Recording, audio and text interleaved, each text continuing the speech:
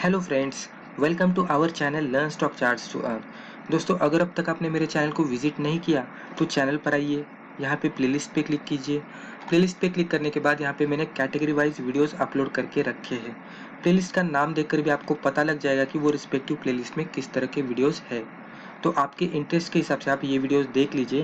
और अगर आपको चैनल पे कुछ भी मीनिंगफुल लगता है और अगर आपको लगता है कि चैनल पे जो भी हमने इन्फॉर्मेशन प्रोवाइड की है उससे आपके नॉलेज में गेन हो रहा है, तो ये आप मेरे चैनल को सब्सक्राइब कीजिए। और अगर सब्सक्राइब करते तो रेगुलर अपडेट्स के लिए बेल आइकॉन को क्लिक कीजिए।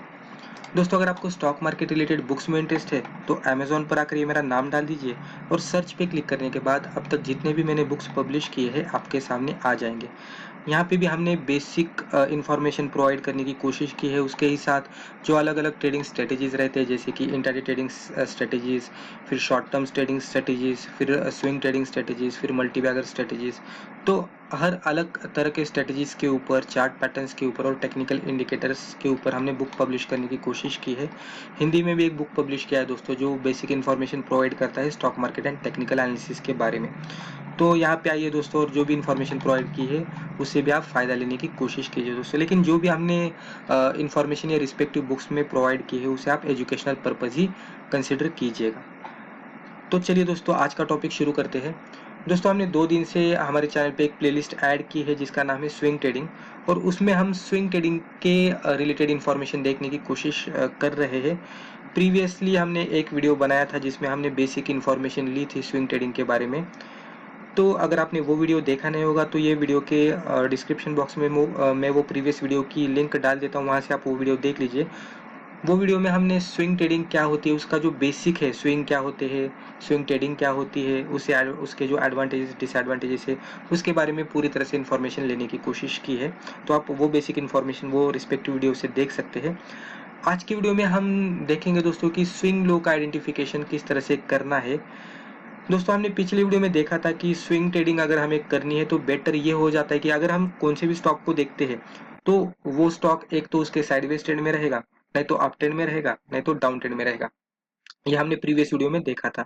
हमने ये भी कहा था कि हमें इस तरह के स्टॉक ढूंढने हैं कि जो उसके अप ट्रेंड में ट्रेड कर रहे हैं, और उसमें हमें स्विंग ट्रेडिंग करने की कोशिश करनी चाहिए, क्योंकि अप ट्रेंड में अगर स्टॉक रहेगा तो हमारी एक्यूरेसी बढ़ जाती है, हमारा रिस्क रिवॉर्ड रेशियो फेवरेबल होता है। और अप ट्रेंड का स्टॉक रहेगा तो उसमें जो टारगेट का डिस्टेंस रहता है वो दूर हो जाता है हमारे बाइंग पोजीशन से, तो जो भी टारगेट हमारा रहेगा वो हमें अच्छा खासा रिटर्न देने की संभावना भी हो जाती है। तो हमने ये कहा था कि अगर कोई स्टॉक अप ट्रेंड में ट्रेड करेगा तो उसमें हम स्विंग ट्रेडिंग करने की कोशिश करेंगे, तो उसमें हमारी एक्यूरेसी बढ़ जाती है और सक्सेस रेट भी बढ़ जाती है। उसके साथ हमारा जो भी रिटर्न रहेगा वो भी बढ़ने की संभावना हो जाती है। तो ये हमने प्रीवियस वीडियो में देखा था। प्रीवियस वीडियो में हमने चार्ट भी ओपन किया था, और चार्ट भी ओपन करके ये भी एक्सप्लेनेशन दिया था कि किस तरह से स्विंग ट्रेडिंग करने के लिए स्विंग को किस तरह से आइडेंटिफाई किया जाता है, कहाँ पे हमें पोजीशन बनानी चाहिए, कहाँ पे हमें एग्जिट करना चाहिए, वो पूरा देखा था। वहां पे हमने ये कहा था कि कभी भी कोई स्टॉक अपट्रेंड में ट्रेड करेगा तो हायर टॉप हायर बॉटम बनाते बनाते ट्रेड करेगा, या तो स्विंग बनाते बनाते ट्रेड करेगा। वो एक स्विंग हाई बनाएगा, फिर स्विंग लो बनाएगा, फिर स्विंग हाई बनाएगा, स्विंग लो बनाएगा। उसके बाद हमने ये भी कहा था कि हमें क्या करना है कि स्विंग लो पे बाय करना है, स्विंग हाई पे हमें सेल करना है, राइट। लेकिन एज अ बिगिनर लेवल, अगर आपको पता नहीं होगा कि स्विंग लो क्या होते हैं, उसे किस तरह से आइडेंटिफाई किया जाए, आइडेंटिफाई करने के बाद वहां पे किस तरह से पोजीशन बना ली जाए, स्टॉप लॉस किस तरह से लगाना चाहिए, टारगेट किस तरह से कैलकुलेट करना चाहिए, अगर ये आपको इन्फॉर्मेशन नहीं है तो आज का वीडियो आपके लिए बहुत ही फायदेमंद होने वाला है। क्योंकि आज की वीडियो में हम स्विंग के जो लोज रहते हैं वो आइडेंटिफाई करने के कुछ टेक्निक्स देखेंगे। फिर वही टेक्निक्स मैं पहले प्रेजेंटेशन के जरिए आपको एक्सप्लेन करने की कोशिश करूंगा, और फिर हम एक चार्ट ओपन करेंगे, और वो स्टॉक का चार्ट ओपन करने के बाद वहां पे वही स्ट्रेटेजी अप्लाई करने की कोशिश करेंगे कि वो यूज करके हम स्विंग लो किस तरह से आइडेंटिफाई कर सकते हैं। तो चलिए दोस्तों, वैसे तो बहुत सारे तरीके हैं, लेकिन ये पर्टिकुलर वीडियो में मैंने 2 तरीके एक्सप्लेन किए हैं, जिसमें कि पहला तरीका है यूजिंग ट्रेंड लाइंस। यानी कि अगर हमें स्विंग लो आइडेंटिफाई करना है तो ट्रेंड लाइंस यूज करके हम स्विंग लो आइडेंटिफाई कर सकते हैं। और दूसरा तरीका हो जाता है यूजिंग मूविंग एवरेजेस। तो मूविंग एवरेज यूज करके भी हम स्विंग लो का आइडेंटिफिकेशन कर सकते हैं। यहाँ पे अगर आप देखेंगे तो दोनों भी फिगर में मैंने अप ट्रेंड का जो स्टॉक है उसका एग्जांपल लिया है। जैसे कि मैंने कहा कि साइडवेज ट्रेंड में भी स्विंग बनते रहते हैं, डाउन ट्रेंड में भी स्विंग बनते रहते हैं, और अप ट्रेंड में तो स्विंग बनते ही रहते हैं। लेकिन हमें प्रेफरेंस किसे देना है, अगर डाउन ट्रेंड में स्टॉक रहेगा और वहां पे हम बाय करेंगे तो हमें प्रॉब्लम क्या हो जाता है कि हमारा टारगेट उतना दूर नहीं होता। साइडवेज में भी हमारा टारगेट एक स्टिपुलेटेड टाइम के लिए उसी रेंज में मूव होता रहता है, साइडवे में रहेगा तो स्टॉक, और उसमें भी हमारा टारगेट इतना ज्यादा नहीं मिलता। लेकिन कोई स्टॉक अपट्रेंड में रहेगा तो टारगेट का डिस्टेंस बढ़ जाता है। तो डिस्टेंस बढ़ेगा यानी क्या हो जाएगा, फॉर एग्जाम्पल ऐसे कहेंगे कि हम डाउन ट्रेंड में स्टॉक रहेगा, तो वहां पे अगर हमें स्विंग कोई मिलता है, स्विंग बाय मिलता है, अगर हमें स्विंग लो मिलता है और उसमें हमें बाय करना है, तो उसका टारगेट में भी 3% 5% तक जाएगा, साइडवे में वो 7-8% तक जाएगा। लेकिन कभी कभी स्टॉक उसके अपट्रेंड में रहेगा तो वो 8%, 10%, 15%, 20% तक भी कभी कभी हमें मूव दे देगा। तो यही यही जो डिस्टेंस कैलकुलेशन रहता है कि बाइंग पोजीशन और वो टारगेट में का, तो वो हमें अप ट्रेंड के स्टॉक में अच्छा खासा मिलता है, और उसमें थोड़ा रिस्क रिवॉर्ड भी फेवरेबल हो जाता है, क्योंकि स्टॉक अप ट्रेंड में रहेगा तो वो एक मोमेंटम में रहता है और वो हमें अच्छी खासी मूवमेंट भी कम से कम टाइम में दे देता है। क्योंकि डाउन ट्रेंड के स्टॉक में एंटर करेंगे तो प्रॉब्लम ये हो जाता है कि अगर वो फिर ऊपर जाने लगेगा तो उसने उतना वो फास्ट ऊपर नहीं जाता, मोमेंटम उसमें उतना नहीं बनता, राइट। और हमें एग्जिट भी बहुत सही जगह पे करना पड़ता है, नहीं तो वो रिवर्स होने के भी चांसेस रहते हैं। साइड वे में भी वो उतना मोमेंटम हमें नहीं देता, लेकिन अप ट्रेंड में स्टॉक रहेगा तो उसमें हमें मोमेंटम मिल जाता है, मोमेंटम मिलेगा तो जल्दी से जल्दी हमारा टारगेट हिट हो जाता है। तो इसीलिए हम अप ट्रेंड के स्टॉक सिलेक्ट करेंगे। तो यहाँ पे मैंने जो ट्रेंड लाइन यूज की है वो भी इस तरह के डिपिक्ट करने की कोशिश की है कि वो स्टॉक उसके अप ट्रेंड में काम कर रहा है, और मूविंग एवरेज भी हमने इस तरह से ड्रॉ किया है कि वो भी स्टॉक उसके रिस्पेक्टिव अप ट्रेंड में काम कर रहा है। अभी हमारा मेन टारगेट है कि स्विंग लो आइडेंटिफाई किस तरह से किया जाए। तो पहला हम देखते हैं ट्रेंड लाइन का। मान लीजिए कोई स्टॉक उसके अप ट्रेंड में काम करता है, तो अभी मैं जहाँ पे माउस पॉइंट कर रहा हूँ वहां पे देख लीजिए, अगर कोई स्टॉक उसके अप ट्रेंड में काम करता है तो वो continuously higher top higher bottom बनाते बनाते ट्रेड करता है। अब ये हायर टॉप हायर बॉटम को ही हम हमारे स्विंग ट्रेडिंग के लैंग्वेज में हम इसे स्विंग हाई और स्विंग लो कहेंगे। यानी कि हमारा पहला रहेगा स्विंग लो यहाँ पे, फिर ये स्विंग हाई बन गया, फिर ये स्विंग लो हो गया, फिर ये swing high, swing low, right, फिर ये स्विंग हाई और ये स्विंग लो।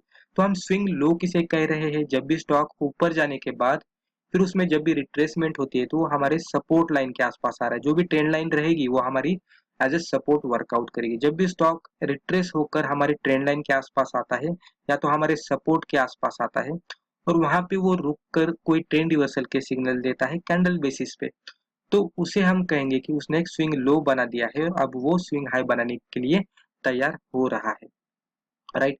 तो जनरली हमें क्या करना है कि इस तरह का स्टॉक ट्रेड करते रहेगा, हायर टॉप हायर बॉटम बनाते रहेगा, अप ट्रेंड में रहेगा, तो हमें ट्रेंड लाइन इस तरह से ड्रॉ करनी है कि जहां पे स्टॉक एक हाई बना लेता है और रिट्रेसमेंट देता है और फिर हमारी ये ट्रेंड लाइन के आसपास आता है और वहां से फिर वो रिवर्स होकर फिर नए हाई बनाने के लिए मूव होता है। तो इस तरह से हमें ट्रेंड लाइन ड्रॉ करनी है। अभी आगे जाकर कभी भी स्टॉक ट्रेड करते करते फिर से स्विंग लो बनाकर हमारे ट्रेंड लाइन के आसपास आएगा और वहां पे ट्रेंड रिवर्सल की सिग्नल देगा तो हम वहां पे पोजीशन बनाएंगे, राइट। अभी चार्ट पे हम देखेंगे कि किस तरह से करना है वो। ये ट्रेंड लाइन का तरीका हो गया। और दूसरा एक तरीका हो जाता है मूविंग एवरेज का इस्तेमाल करके। दोस्तों अगर आपको मूविंग एवरेज के बारे में इन्फॉर्मेशन नहीं है तो चैनल के प्लेलिस्ट में हमने टेक्निकल इंडिकेटर्स के बारे में इन्फॉर्मेशन दी है, उसमें हमने मूविंग एवरेजेस के बारे में बहुत ही अच्छी तरह से इन्फॉर्मेशन प्रोवाइड की है, तो आप वहां से भी देख सकते हैं। तो मूविंग एवरेज भी अगर हम ड्रॉ करेंगे तो इस तरह से मूविंग एवरेज ड्रॉ होता है हमारे चार्ट पे। तो स्टॉक अपट्रेंड में ट्रेड करेगा तो मैक्सिमम टाइम पे वो हमारी मूविंग एवरेजेस को भी एज ए सपोर्ट फॉलो करता है। यहाँ पे भी सेम लॉजिक होगा, ये स्विंग लो रहेगा, ये स्विंग हाई रहेगा, फिर ये स्विंग लो, फिर ये स्विंग हाई, राइट, फिर ये स्विंग लो। तो इस तरह से स्विंग लो स्विंग हाई बनाते बनाते ट्रेड करता है। हमारा टारगेट इतना ही है कि स्विंग लो को आइडेंटिफाई करना। तो मूविंग एवरेजेस इस्तेमाल करके हम उसे किस तरह से आइडेंटिफाई करते हैं। मान लीजिए कि कोई स्टॉक एक हाई बनाता है और उसमें रिट्रेसमेंट होती है, तो रिट्रेसमेंट होने के बाद अगर वो हमारी मूविंग एवरेज के आसपास आता है और वहां पे आने के बाद कैंडल बेसिस पे हमें अगर वो कोई ट्रेंड रिवर्सल की सिग्नल देता है तो हम कहेंगे कि यहाँ पे स्विंग लो बन गया है और यहाँ पे स्विंग लो बनने के बाद अभी वो स्टॉक स्विंग हाई बनाने के लिए अभी तैयार हो रहा है, राइट। तो इस तरह से दो ये बेसिक टेक्निक यूज करके भी हम अच्छी तरह से स्विंग लो का आइडेंटिफिकेशन कर सकते हैं। अभी मैं यहाँ पे जल्दी से एक चार्ट ओपन करता हूँ, चार्ट पे हम समझ लेने की कोशिश करते हैं। दोस्तों यहाँ पे मैंने एक्सिस बैंक का चार्ट लिया है, ये कैंडलस्टिक चार्ट है और ये डेली चार्ट है। यहाँ पे हम दोनों तरीके से देखेंगे कि किस तरह से स्विंग लो आइडेंटिफाई करना है। अगर मिलता है स्विंग लो तो कहाँ पे पोजीशन बनानी है, स्टॉप लॉस क्या होना चाहिए और टारगेट किस तरह से हमें कैलकुलेट करना है। तो दोस्तों यहाँ पे पहले मैं ट्रेंड लाइन का बताता हूँ। यहाँ पे पहले तो आपको बता दूं, यहाँ पे मैंने ऑलरेडी एक ट्रेंड लाइन भी ड्रॉ की है और यहाँ पे मैंने एक मूविंग एवरेज भी ड्रॉ किया है। तो पहले हम ट्रेंड लाइन के हिसाब से देख लेते हैं। अभी ये शॉर्ट टर्म, अगर इसका लॉन्ग टर्म पर्सपेक्टिव देखेंगे हम, तो ये स्टॉक कंटिन्यूसली उसके अपट्रेंड में ट्रेड कर रहा है। इसका शॉर्ट टर्म भी हम पर्सपेक्टिव देख लेते हैं, मान लीजिए यहाँ से देख लेते हैं, तो भी वो कंटिन्यूसली उसके अपट्रेंड में ट्रेड कर रहा है। यहाँ पे भी देखेंगे ये थोड़ा और जूम करके, तो फिर भी ये उसके अपट्रेंड में ट्रेड कर रहा है, इसलिए मैंने ये स्टॉक का सिलेक्शन किया है। अगर आप देखेंगे यहाँ से यहाँ तक मैंने ट्रेंड लाइन ड्रॉ की है, तो यहाँ पे कंटिन्यूसली स्टॉक एक स्विंग लो बना रहा था, उसके बाद स्विंग हाई बना रहा था, हाई बनाने के बाद उसमें रिट्रेसमेंट हो रही थी थोड़ी, और फिर ये स्विंग लो बनाने के लिए ये रीजन के आसपास आ रहा था, फिर ऊपर जा रहा था, एक नया हाई बना रहा था, और फिर रिट्रेसमेंट होने के बाद एक फिर यहाँ पे ट्रेंड लाइन के आसपास आने के बाद वो स्विंग लो बना रहा था। हमारा टारगेट क्या है कि स्विंग लो को आइडेंटिफाई करना और वहां पे पोजीशन बनाना। अभी मान लीजिए कैजुअली में यहाँ पे आपको एक्सप्लेन करने की कोशिश करता हूँ। मान लीजिए आपने ये ट्रेंड लाइन ड्रॉ की, ये स्विंग लो था, स्विंग हाई बन गया, फिर रिट्रेसमेंट हो गई, फिर इसने फिर एक स्विंग हाई बना दिया, और फिर रिट्रेसमेंट हो गई, और यहाँ पे ये कैंडल बन गई। अभी ये कैंडल का हम देखते हैं, ये कैंडल यहाँ पे एग्जैक्टली हमारे ट्रेंड लाइन के आसपास, यानी कि हमारे सपोर्ट लाइन के आसपास इसने एक ट्रेंड रिवर्सल का सिग्नल हमें दे दिया, राइट। इसने सपोर्ट लिया और ऊपर जाकर ग्रीन में क्लोज हो गई। तो यहाँ पे इस तरह का हमें सिनेरियो मिलता है, तो हम कहेंगे कि यहाँ पे हमें स्विंग लो मिल गया है। जब भी स्विंग लो मिलेगा तो हम क्या करेंगे, जैसे कि हम हर बार बोलते हैं कि इसके नेक्स्ट डे में हम उसमें पोजीशन बनाएंगे, बाय करेंगे। तो किस तरह से बाय करेंगे, इसका हाई जो रहेगा वो 0.10% से अगर ऊपर की साइड में ब्रेक होता है तो ही हम उसमें बाय करेंगे, क्योंकि 0.10% से हाई ब्रेक होगा तो मोमेंटम आएगा। ये जो कैंडल है हमारी ट्रेंड रिवर्सल का सिग्नल, जो भी कैंडल ने दिखाया था, उसका जो लो है उसके थोड़ा नीचे हम क्लोजिंग बेसिस पे स्टॉप लॉस लगाएंगे। और टारगेट के लिए हम क्या करेंगे दोस्तों, मान लीजिए हम ऊपर ऊपर की दिशा में भी हम इस तरह की ट्रेंड लाइन ड्रॉ करने की कोशिश करेंगे। मान लीजिए कैजुअली में यहाँ पे इस तरह की ट्रेंड लाइन ड्रॉ करता हूँ, तो ये ऊपर वाली ट्रेंड लाइन हमारे लिए रेजिस्टेंस बनेगी और नीचे वाली ट्रेंड लाइन हमारे लिए सपोर्ट बनेगी। तो जब भी ये नीचे वाली ट्रेंड लाइन के आसपास आएगा तो हमारा स्विंग लो बनेगा, जैसे मैंने अभी बोला उस तरह से हमें उसमें पोजीशन बनानी है, और टारगेट हमारा रहेगा ये ऊपर वाली लाइन। जब तक ये स्टॉक ऊपर वाली लाइन को टच नहीं करता तब तक हम इसमें होल्ड करके रखेंगे, और जब भी ये स्टॉक ये ट्रेडिंग बेसिस पे ये पर्टिकुलर ऊपर वाले हाई को टच करेगा तो हम उसमें उसमें की पोजीशन क्लियर करके बाहर आएंगे। तो इस तरह से ट्रेंड लाइन का इस्तेमाल करके हम स्विंग लो का आइडेंटिफिकेशन करते हैं और उसमें ट्रेडिंग करते हैं। अब ये ट्रेंड लाइन का हो गया, उसी तरह से हम मूविंग एवरेजेस का भी इस्तेमाल करके रिस्पेक्टिव स्टॉक में स्विंग लो आइडेंटिफाई करके ट्रेडिंग कर सकते हैं। यहाँ पे मैं थोड़ा प्रीवियस ये सिनेरियो लेता हूँ और यहाँ पे हम समझ लेने की कोशिश करेंगे। दोस्तों यहाँ पे मैंने सिंपल मूविंग एवरेज लिया है, 50 का मूविंग एवरेज लिया है, जो कि आपके सामने ग्रीन डार्क लाइन में दिख रहा है। अब ये 50 का भी मूविंग एवरेज बहुत ही अच्छी तरह से as a support resistance work out होता है, तो स्विंग लो आइडेंटिफाई करने के लिए हम इसे भी इस्तेमाल कर सकते हैं। आप यहाँ पे देख सकते हैं कंटिन्यूसली स्टॉक उसके अप ट्रेंड में ट्रेड कर रहा था, राइट। यहाँ पे स्विंग लो था, थोड़ा ऊपर गया, रिट्रेसमेंट आ गई, मूविंग एवरेज के आसपास आने के बाद उसने स्विंग लो बना दिया, ट्रेंड रिवर्सल के सिग्नल दे दिए, फिर ऊपर चला गया।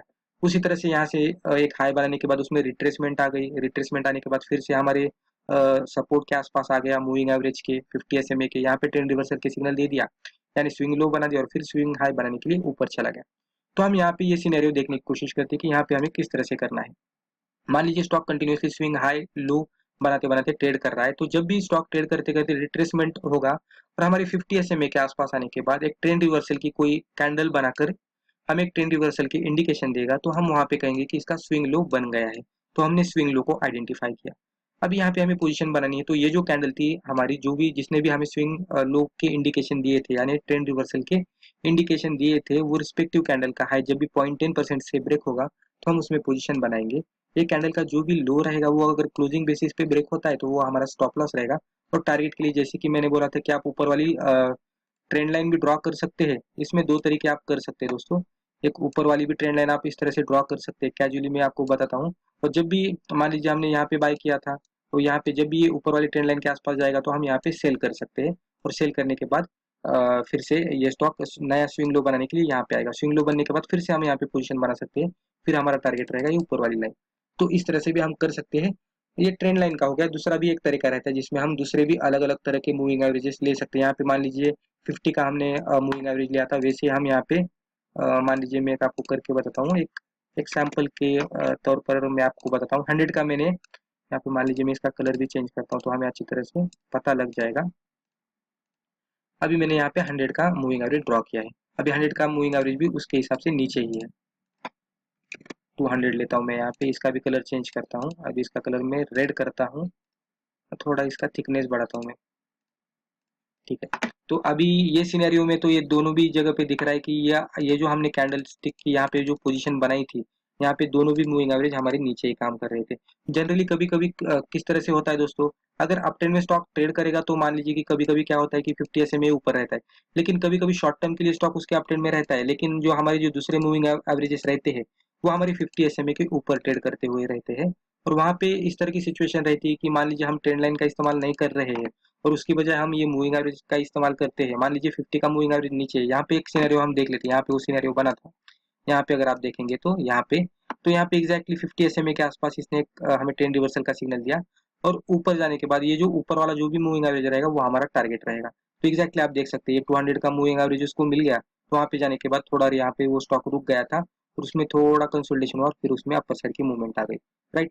तो मैं इतना ही कहना चाह रहा हूँ यहाँ पे कि मान लीजिए अगर 50 एसएमए पे हमें स्विंग लो मिलता है तो ट्रेंड लाइन का इस्तेमाल करके भी हम वो टारगेट कैलकुलेट कर सकते हैं। और अगर आपको दूसरा भी तरीका चाहिए तो आप ये जो मूविंग एवरेजेस रहते हैं दूसरे कॉम्बिनेशंस के वो भी डाल सकते हैं। मान लीजिए ये दोनों भी मूविंग एवरेज है, यहाँ पे अभी फिलहाल तो नीचे ट्रेड कर रहे हैं, लेकिन मान लीजिए अगर ये ऊपर ट्रेड करेंगे और यहाँ कहाँ पे तो होंगे, तो मूविंग एवरेज जहाँ पे भी ऊपर के साइड में होंगे वो भी हमारा टारगेट हो सकता है। तो उसके हिसाब से भी हम कैलकुलेट कर सकते हैं। जैसे कि ये सिनेरियो यहाँ पे बना था कि यहाँ पे हमने पोजिशन बनाई थी और हमारा टारगेट हो गया ऊपर वाला जो भी मूविंग एवरेज है वो।